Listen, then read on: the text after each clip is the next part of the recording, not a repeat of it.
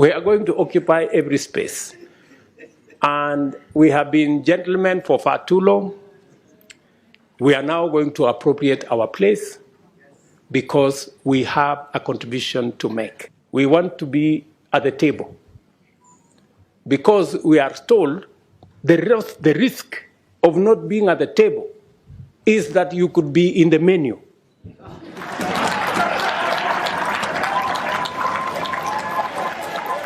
Kenya's President, William Ruto, delivered a powerful keynote speech at the Third Pan-African Parliamentarians Summit on climate policy and equity. Listen closely to some of his thought-provoking sentiments. Good people, let me ask you, who said that Africa cannot be part of the solution?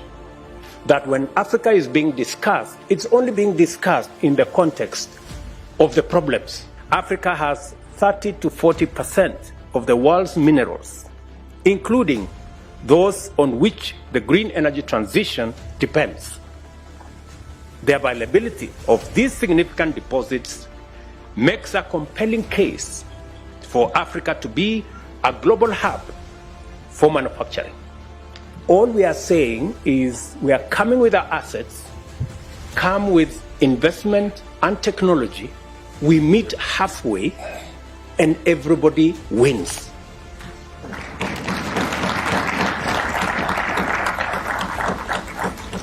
That's all we are saying. Instead of exporting the iron ores and the bauxite to be processed in Europe and China,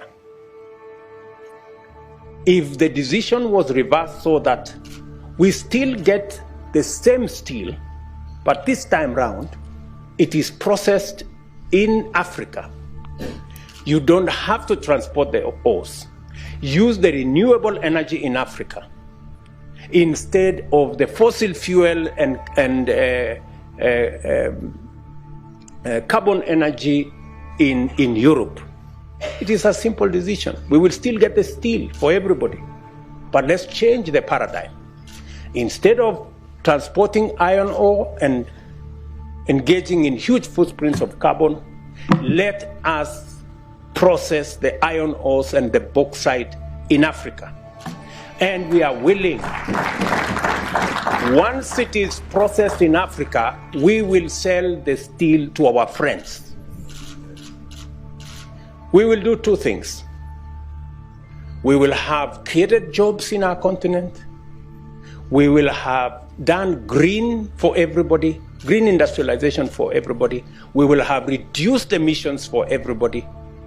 And we will have contributed to solving this big equation of carbon emissions. Let me also say the following, that as nations, the whole reform agenda around the AU is a necessary imperative. It is not possible for us as states, as governments,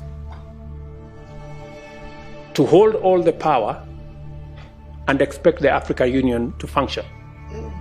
We must be courageous enough, we must be bold enough to delegate some of the powers of our nations to the collective body of the African Union. That is what other progressive unions have done. We have made a decision, very respectfully as heads of state in Africa, that any engagement with other partners must be an engagement of equals. And for it to be meaningful,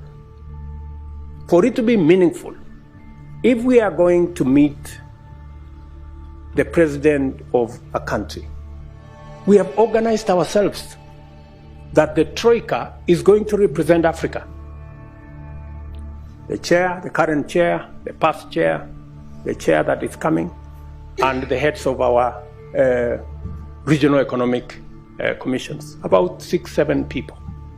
But what happens? Continuously, when others want to engage with us, they don't want to deal with the Troika. They want to invite 50 heads of state. So we go to a meeting, just explain to me what kind of outcome you expect where 50 heads of state are sitting. Everybody is asked for speak to 1.5 minutes. You speak to for 1.5 minutes. What kind of engagement are you going to get? You're going to get nothing, right? The best that you get is photographs.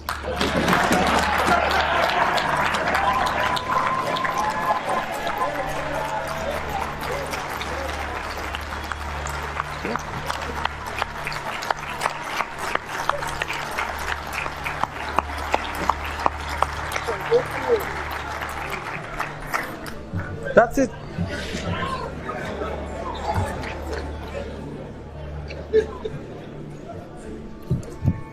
Some of the people who invite us to these meetings tell us, if you don't come, there will be consequences.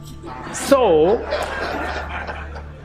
all of us are forced to go to a meeting that has no meaningful outcome because of blackmail. This is not right, good people. So, if you are one head of state and you want to engage all these people, surely, are you sincere? You know, in engaging in a crowd? Because some of these good people, they want to avoid any commitments, you know? They want to avoid any meaningful engagement. They just want a baraza and okay, pictures, and then we go. Dinner, and then... I mean, good people, we have food in our countries, at least. We can eat at home.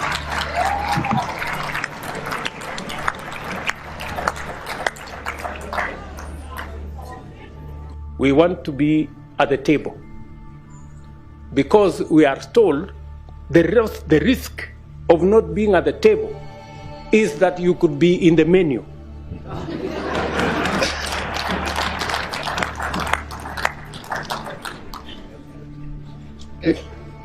Do you understand? So, we are going to occupy every space. And we have been gentlemen for far too long. We are now going to appropriate our place because we have a contribution to make. Ladies and gentlemen, thank you very much for listening to me. I don't take it for granted. And God bless you.